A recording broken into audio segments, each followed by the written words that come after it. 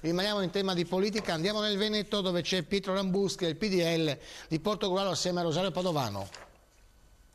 Grazie, prendiamo la linea dal Veneto, abbiamo invitato Pietro Rambuschi del PDL. Dunque lei pochi giorni fa a questi microfoni aveva parlato di problemi in alcune abitazioni vicino al Teatro Russo. Il Teatro Russo l'ha fatto il tutto esaurito, ma perché ci sono ancora dei lavori da fare, mancano dei posti a sedere. Sì, beh, oggi il teatro è diviso in tre parti, c'è l'ingresso, la sala e la torre scenica.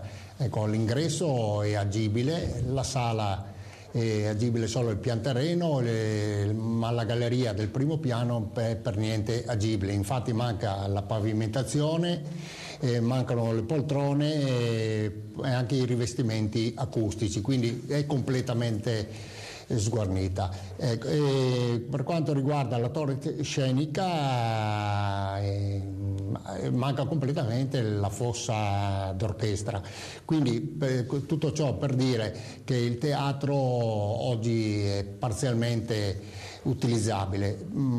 A questo si aggiungono anche problemi legati ai vicini di teatro. Sì, alle 4 abitazioni che sono confinanti, che hanno avuto dei danni che, come ho ricordato in precedenza, risalgono a marzo del 2008, quindi un anno e mezzo fa, quando il sindaco Bertoncello è intervenuto perché doveva fare i lavori di sistemazione in qualche maniera di queste 4 abitazioni. Ad oggi queste 4 abitazioni non è stato fatto proprio nulla, ma oggi io penso di poter dire che grazie al commissario prefettizio che oggi è al posto del sindaco Bertoncello, ex sindaco Bertoncello, oggi l'interessamento del commissario fa sì che la ditta Sacaim è intervenuta con l'assicurazione e quindi la procedura sia un po'... Ma mi perdoni, mi scusi Rambuschi, i telespettatori avranno capito senz'altro, magari io no. Sì. Lei mi sta dicendo che il commissario in pochi giorni è riuscito a fare quello che non ha fatto Bertoncello in un anno e mezzo?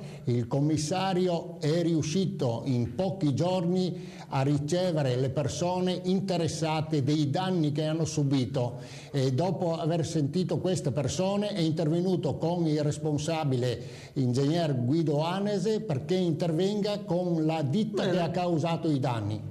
Bene, noi naturalmente chiederemo a Bertoncello se vuole replicare. Certo. Alle sue dichiarazioni. Ringraziamo dunque Pietro Rambuschi, si infiamma la politica a Portogruaro, speriamo in uno scatto d'orgoglio come ha chiesto Lucio Leonardelli. La linea alla redazione centrale.